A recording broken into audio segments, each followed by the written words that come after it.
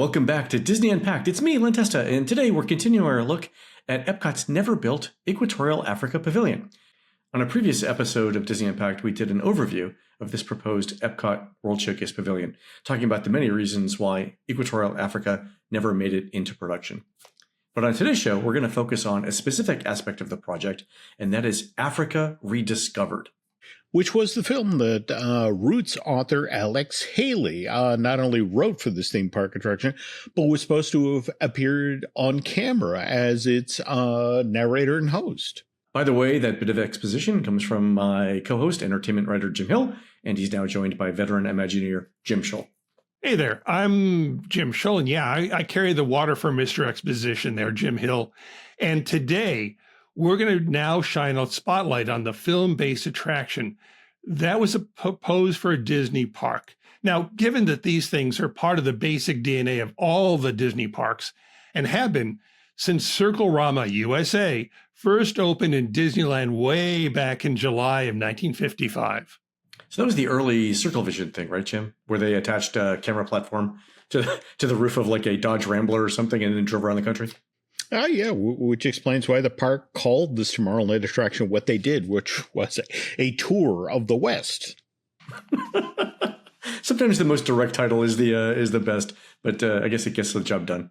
Well, it may not be the best title, but the Tour of the West is a title, it did tell visitors coming to Disneyland everything that they needed to know, which was that this was a film-based attraction and it was a travelogue. Now, travelogues were very popular entertainment in the 1950s. Our local TV stations here in LA were full of travelogues.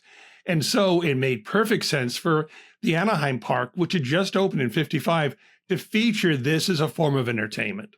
And for the next 25 years or so, the parks had a lot of these. Travelogues, America the Beautiful, Oh Canada, Impressions de France.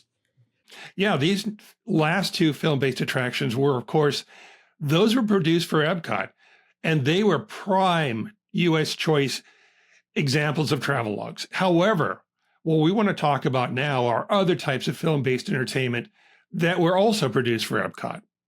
All right, Jim Schull here. I'm thinking of Magic Journeys, the experimental 3D film. Wonders of China? Is that travelogue-ish, kind of? Well, it kind of is in the wheelhouse there, Len. Yeah, you did see an awful lot of Chinese scenery in that particular Circle Vision 360 presentation. However, Wonders of China also broke the mold in that it had something that no other travelogue in a Disney park had had. It had an on-screen narrator. Yes, the ghost of Chinese poet Li Bao. Ooh, I'm scared already. But, it was a simple but, kind of a chunky narrative device because it did allow the filmmakers to both show all of the natural beauty of China while telling the history of that country. And that history covered thousands of years. You see, Wonders of China, when it was released, was a definite step up from the normal Disney travelogues. I can still quote portions of that film, so I believe it. But especially the part about the history of China being written in water. Okay, so they do Wonders of China. Is this the thing that sets them up to do what they wanted to do with Africa Rediscovered, right? Because we've seen the storyboards for this proposed Epcot attraction, and it was scenery, right? But it wasn't a travelogue. There was narration, right? No, there was narration, but again, you have to understand that Africa Rediscovered is going to be a twofer. It was going to be both a narrative travelogue, while at the same time having a strong history lesson, both to talk about Africa's culture and its history. Yeah, this history was something that, your average American was not familiar with. We're talking 10,000 years of history for a continent that people probably will never go to or never had. And that's why Disney recruited Roots author Alex Haley to come play a key role, not only in the Africa Rediscovered movie, but really in the whole Equatorial Africa Pavilion, right? Which is understandable, given that back in the late 1970s, I mean, there was no one the American public viewed as a greater authority on African history than Pulitzer Prize-winning author Alex Haley. From the moment the book version of Roots hit store shelves August of 1976, or for that matter, when the miniseries of Roots debuted on ABC in January of 77. I mean, Haley was America's go-to guy when it came to Black history, American culture. And speaking of shows, I feel like this episode of Disney Unpacked is already well underway, so maybe we should drop in the show's title sequence. Okay, that does make sense to me. Hey, Eric, it's time for you to step up and start the titles.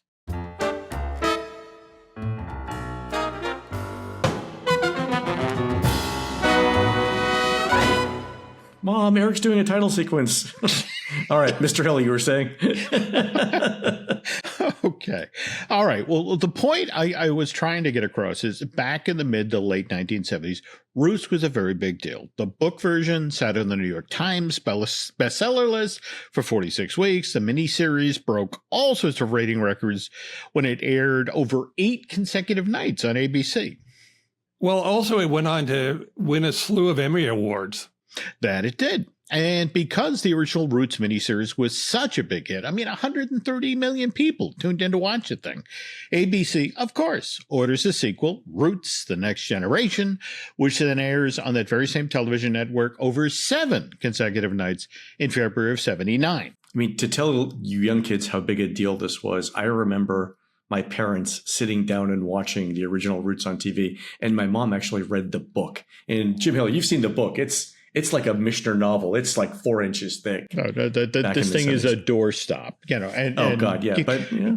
In fact, that's why they literally, that's what they did. That's why there was material left over for Roots: The Next Generation. There were 7 more chapters that they had done, what they hadn't done for the first. It's in the same window of time that the Imagineers reach out to Alex and invite him to come work again on Equatorial Africa, as well as the Africa Rediscovered movie.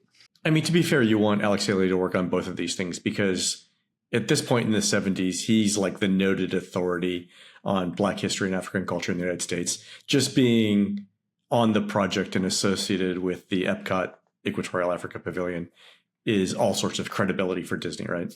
I wonder if the same could be said of Ken Anderson. Now, Ken's the longtime Disney artist and Imagineer who produced over 750 storyboards for the Africa Rediscovered movie. And it's because we have 750 storyboards for this film that we now have a sense of what the film would have looked like had it ever been made. Yeah, and Ken was also, we should add, another Disney legend. But also, just to be clear here, we know from Len's research and what's in public domain now, that there are two distinctly different versions of Alex's script. The first one was pretty much almost a film lecture, I call it, because he was a solo host talking about all the story points that he wanted to hit. The second one is where Alex didn't work alone. No, this time he was paired up with a young Black teenager, JJ by his name. And he was the one who was Mr. Exposition. Whenever there was a story point to be made, Alex would turn to JJ or JJ would chime in and say, hey, what about thus and so? And that's how that structure of the film moved forward. And that's the film that Ken Anderson storyboarded. Thanks to Len reaching out again to the University of Tennessee. This is where Alex Haley's personal papers wound up after his sad passing in February of 1992. Again, we have both versions of the Africa Rediscovered script in hand. And I have to admit, I'm kind of intrigued at how this film-based attraction starts, which we start with that image of a Jeep rolling through the empty expanse of the Sahara Desert. And then JJ, in the version of the script where it's JJ and Alex in the Jeep together, JJ starts talking about all he knows about Africa came from Tarzan movies, which then supposedly depicted the Dark Continent as this savage place, which is loaded with wild animals and that lived in impenetrable jungles. In storytelling terms, Guy, I think that's called setting up a straw man. It's a premise to get in a context, to get you the pretext of the context, to get you to the story which is a really big Jenga tower. So you can just simply set up things to get to the point that you want to then deal with. I mean, it's kind of awkward, and we see that in the storyboards. Right. So I think this is what Alex Haley does, right? He's the host, he's the narrator. He starts by telling JJ that rather being this, wild place full of savages, Africa had once been home to some of the world's most advanced civilizations. What they're going to establish quickly was this was 10,000 years ago, and when even the Sahara looked very, very different. And back then, this now arid corner of Africa was actually a lush jungle. And this is actually one of the parts of Africa Rediscovered that I love, because Alex and JJ are first sitting in their Jeep on a sand dune in the desert. And then like 1 moment later, they're still sitting in the exact same place, only now they're surrounded by foliage, thick plants, and lush jungle. And when JJ asks, how is this possible? A tropical rainstorm starts and gets them soaking wet. So just a quick note, kids, climate change is not new. Tell your parents. What Disney was also best for was animation. And we see in the script a number of moments that are literally carved out as this is where we showcase, the great animation we do at Disney. Right. So there's a couple of instances of this in the script. There's a scene in the Tassili Mountains where cave paintings were supposed to come to life, right? Which kind of reminded me of Spaceship Earth. And then there's a place in the marketplace in Kush where Egyptian hieroglyphics that were on a wall behind a storyteller would start to move. Yeah, and that's what, EPCOT was always supposed to do, guys. It was supposed to educate and inform the guests while doing so in an entertaining manner. I mean, why else would you have cavemen at the start of World of Motion and Spaceship Earth? It became the go-to playbook for them. And it did work because it kept the audience attention engaged on a subject that probably when they walked in the door, they didn't have a lot of information or even interest in. Right. And the interesting thing about having Alex and JJ in these scenes is they're always on the move somewhere, right? So in the introductory scene, they're riding together in a Jeep. After that, they're on camels in the desert. Then they're up in a helicopter. At one point, they're out on a chow that's floating in the middle of the Indian Ocean. If we could pause here and talk about my favorite moment out of the Africa Rediscovered script, which is Alex is recounting the tale of Hannibal. And as they do that, he and JJ are now standing in this snow-covered pass high up in the Alps, which is, of course, what you expect to see in a film about African history. And as Haley is talking about this great Carthaginian general and how he tried to surprise the Romans by bringing the Second Punic War to them, out of the mists of time, right behind JJ, comes this giant column of war elephants. And again, you look at the boards and the stuff that Ken drew for the sequence in Africa Rediscovered. It's just mind blowing. But here's the thing here, you can see in this sequence how excited Ken Anderson was about it because he put a lot of effort into it. I mean, how else would you explain all the detail he put into the elephants as they marched up the mountain and fell down its side? And the whole idea behind it, I think, was to make people really excited about the story of equatorial Africa, engage them, excite them, and give them a little bit of a thrill so that when they walked out of the theater, they'd say, ooh, that was interesting. I didn't think it would be, but I want to know more. And Ken used that playbook again. Take, for example, the tale of Queen Zingna. Oh, this is, glad you brought this up. This is the part of Africa Rediscovered that talks about like an all-female group of warriors who did battle with slave traders back in the 17th century. There was a, Jim Hill, there's a live-action film about this recently, right? Yeah, that would have The Woman King. Sony Pictures actually released this to theaters not that long ago, September 2022. Starred Viola Davis, who, by the way, is one of a handful of performers that has an Emmy, a Grammy, an Oscar, a Tony. Oh, so she's an EGOT. There we go. But what I liked about what was planned for the Queen Zinga section of Africa Rediscovered is that, well, all right, this was going to be one of the bloodier sections of the story that Haley was looking to tell in this theme park attraction, which is why the Imagineers decided that for this part of the show, they were going to use African shadow puppets. So Jim Schultz, real quick. So when Disney needs to deliver bad news at a corporate level, do they use shadow puppets? You've been inside the building. They turn off the lights and lock the doors. Your division has been let go. Bring out so when you bring out the shadow puppets, it's not ever a good sign. Yeah. HR's here, and they brought the shadow puppets. Okay. Yeah. Damn. And they lock the doors and they close the blinds. What's interesting about this isn't even where this theme park attraction was supposed to end. I mean, again, not according to the storyboards we have in hand, thanks to the nice folks at the University of Tennessee. Yeah, that is true. The script is written. The script that Alex wrote, it circled back again to the point that JJ made at the very beginning of this presentation that they proposed to film. And that was that many, many people, those sitting in the audience watching this film, had the wrong idea about Africa and equatorial Africa. Their point of reference didn't come from anywhere else other than the movies and the media that they consumed, which in this case, when they thought about Africa, they thought about the old Tarzan movies that MGM's made back in the 1930s and 1940s, which is not reality, guys.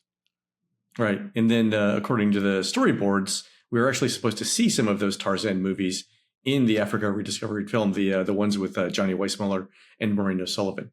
And the ironic thing is that the Africa Pavilion never gets built.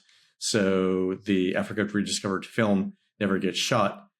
But what does Walt Disney World build? The Great Movie Ride, which has the Tarzan scene in it. Yeah, Len, I saw those figures actually being built. They were built over in North Hollywood at the Disney Tonga facility right there at the Burbank Airport. And you left out that they built Johnny Weissmuller, Maureen O'Sullivan, not to mention Cheetah, all there in their grandeur and glory. Cheetah. Speaking of which, Jim Hill, did we ever get a specific reason why the Equatorial Africa Pavilion was never built at Epcot? You know, I actually came across something just this past weekend.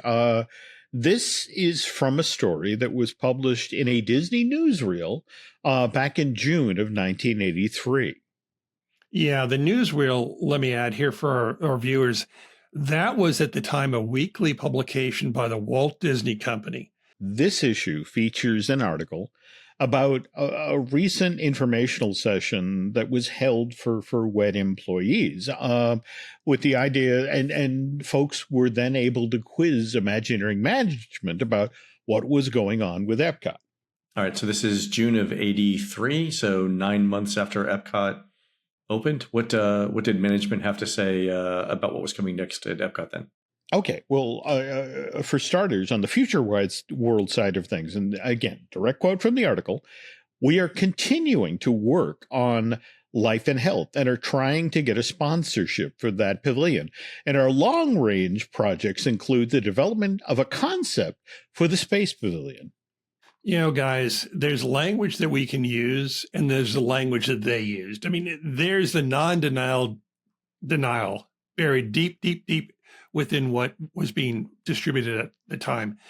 And it's not unusual that the Disney company takes this tact because, let's face it, Epcot Space Pavilion was still so far off at this point that they were still just trying to work on a workable concept for that Future World Pavilion. In fact, they reached out to Ray Bradbury, Mr. Science and Future himself, to come on over to Glendale and work with the Imagineers, trying to come up with a story conceit that would break the back of the Space Pavilion.